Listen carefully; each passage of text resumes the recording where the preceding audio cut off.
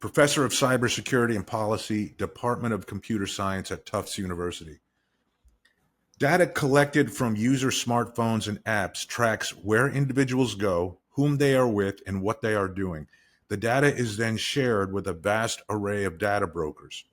People's most private information, their relationships, their locations, and their activities and interests can easily be discerned from these profiles. While TikTok's consumer data can easily be shared with China, even without such access, U.S. adversaries can create front companies in friendly nations and simply buy that data like thousands of others do. And we talked about that in our show, how this data is packaged and sold by these data brokers. So is it beneficial for a foreign adversary to have this direct link uh, into all this data? You know, data is power, Mark. Is it Yeah. that much more beneficial than just having to set up a front company and buying the data? I think it is. Am I wrong about that? No, I couldn't agree more that it's beneficial the way you described it, the way you quoted it there, Bill. And the other thing is too is again, when you're looking at the valuation of TikTok, what is it now? Maybe $1 trillion or something. I'm not sure, but it's over $500 billion in Right. valuation, I believe. The reason I bring that up is because, in other words, we don't have to necessarily separate one aspect of this from the other. In other words, the financial revenue side from the adversarial side of it, both can be true. And I think for China, Mm-hmm.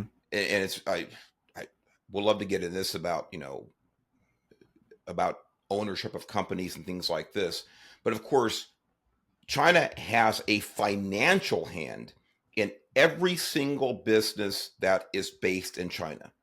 Every single business, Great they have point. a financial hand. They have a financial, I'll use the word partnership, but I think interest is probably more accurate. They have a financial interest in every single one. I don't mean just through taxation, but through actual profit.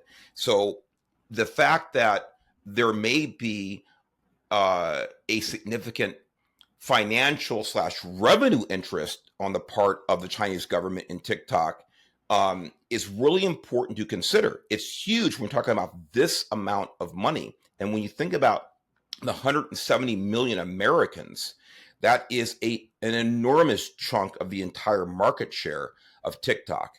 So from the Chinese government point of view, there are at least two reasons to want to hold on to TikTok as it exists today.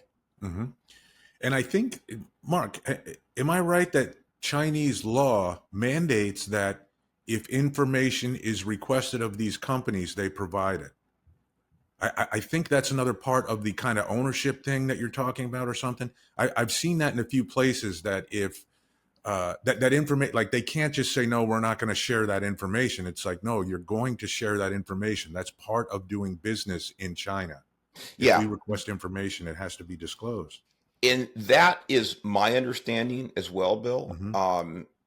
In other words, you don't have any choice. There are not laws there that Right. we have here. And just to the contrary, the law says what the way you articulated it. So, again, it's this information gathering tool on many levels. Because when you're talking about TikTok, of course, you're talking about a lot of obviously financial transactions with Chinese companies. So there are a lot of backdoor ways.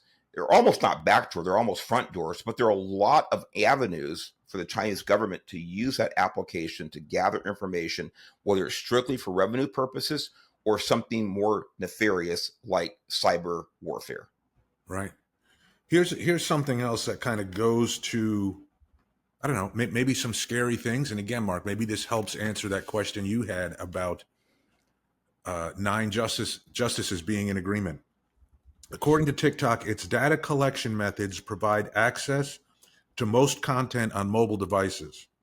The company collects sensitive data about users even when they don't save or share content.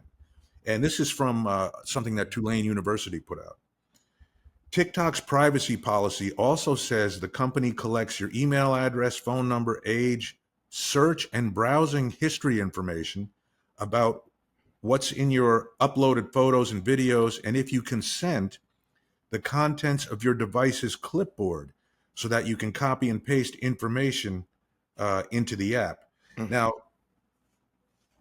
this is something that I think people wouldn't be aware of, that if they breeze through those permissions, that all of a sudden that they cut and paste, so to speak, they put in their clipboard, all of a sudden that's uploaded automatically to TikTok and they have a record of that. News to me, by the way. Right. I So plead I ignorant. think, just what it could be that the Supreme Court justices are saying that, I don't know. I guess the way to put this is like, all social media has nefarious capabilities. What's the distinction is exactly what you said, which is who is an adversary, or who's controlling it or who's owning it. And I think there's almost an agreement that social media is a tool that could be used for nefarious activities or for evil. The data could be. So that's almost a given. So we have to just look at who is in control of the data. And I want to mention, Mark, that the experience, and we've seen this with other things in the past, the user experience of TikTok in China is very different than it is in the United States. Yeah. The number of hours in China is the number of hours you can be on TikTok per user is restricted by the government in China. Mhm. And the platform is geared toward education and national pride. So that is what's being pushed on the China algorithm for TikTok. Nationalism, education. Very different, I would say, than the user experience here in the United States. Yeah, I'd say so. We could get into that, but yeah, it's very different, obviously, and one of the reasons for that. Well, one of the reasons, of course, is the First Amendment laws that we have here as far as using these platforms. I mean, and boy, could I get sidetracked here and talk about controlling social media applications, but we won't right now. Right. But the point I'm trying to make here is that, of course, China would want the use of their app to be as wide ranging as possible here. In other words, to throw the largest net possible as far as gathering information.